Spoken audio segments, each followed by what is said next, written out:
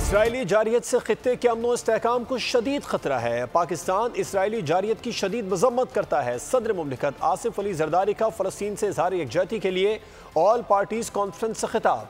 कहा, इसराइल गजा में मजलूम फ़लस्तीनियों की नस्ल कुशी कर रहा है। लबनान और यमन में भी मासूमों का खून बहा रहा है। वज़ीर आज़म शहबाज शरीफ ने कहा कि फ़लस्तीन की आज़ाद रियासत का क़याम और अल-कुद्स दारुल खिलाफा होना चाहिए। वक्त आ गया है कि खून रेजी को बंद कराने के लिए काविशें की जाएं। 42,000 शहादतों पर अब आलमी ज़मीर को जाग जाना चाहिए। APC में करारदाद मंजूरी के बाद वर्किंग ग्रुप बनाएंगे। फ़लस्तीनी तलबा को सरकारी जामियात में दाखिले देंगे।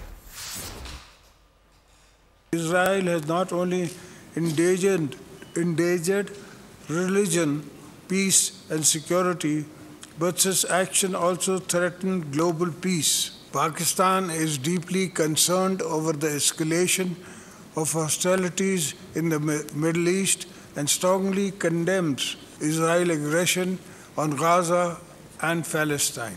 Further expanded its brutal campaign targeting the innocent people of Lebanon, Syria and Yemen. फ़लस्तीन की आज़ाद रियासत का क़याम और अल-कुद्स शरीफ उसका हतमी दारुल खिलाफा होना चाहिए। 42,000 जो शहादतें हो चुकी हैं, मैं समझता हूँ कि आज आलमी ज़मीर को आज जागना चाहिए। वक्त आ गया है कि हमें इस खूनरेज़ी को बंद कराने के लिए अपनी तमाम क़ुव्वतें हमें मुज्तमअ करनी होंगी।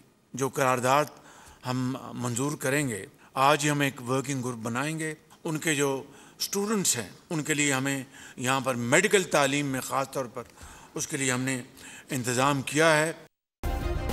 सब्सक्राइब करें और बेल दबाएं ताकि कोई खबर रह न जाए।